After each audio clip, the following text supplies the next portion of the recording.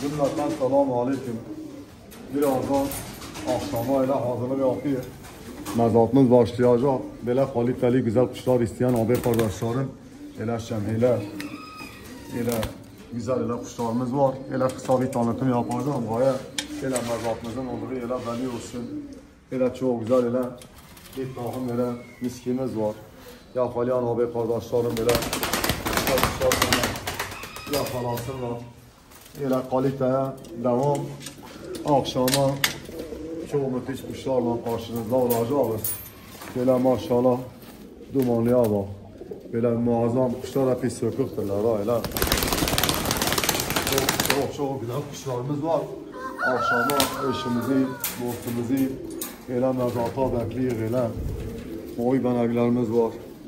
Yeter ki gelen abi kardeşlerim öyle güzel kuşlar öyle istesinler. Abim sökürler, teki sökürdüler. Hep çoğuyla öyle uçmuş oynamış kuşlarımız var. Yakalayan abi kardeşlerim kralından böyle kuşlar yakalasınlar. Böyle miskitler çemli, böyle takımlarımız vardır. Bu akşam takipte kalan abi kardeşim kralını yakalayacaklar. Güzel kuşlar yakalayacaklar. Böyle maşallah kuşlar bakalım.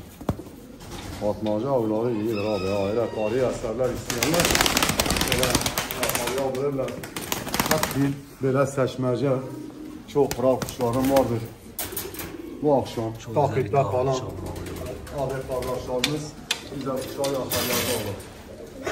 Güzel bir takım olduğunu burada var. Tamam. Maşallah yemiş de yemiş. Yine bir takım sabırımız burada var. Abi mezat hazırlıkları yapıyoruz. Öyle üstten geçiyoruz. Akşam öyle gerekli tanıtımları yapacağız. Burada çok efsane bir takım çakmaklar burada baba. Evet. Burada çakmaklarımız var. Burada yine çamaklı ilerimiz var, çift miskimiz var. Burada çift sarı bozumuz var. İki takım sarı bozumuz var, beyazımız var. Böyle genç bir takım burada var abi. Alan abilerimiz uçurabilir. Burada da altta da bir takım miskilerimiz var. Bu takım önümde alayım. Bir tanesi hafif ele eserlendi dişi tanesi. Ele stres mi yaptı ne yaptıysa ufak bir stresi oldu. Kim yakalarsa kenar keyfeder. Zamanımız kısıtlıdır, akşamdır. Yetişemiyor.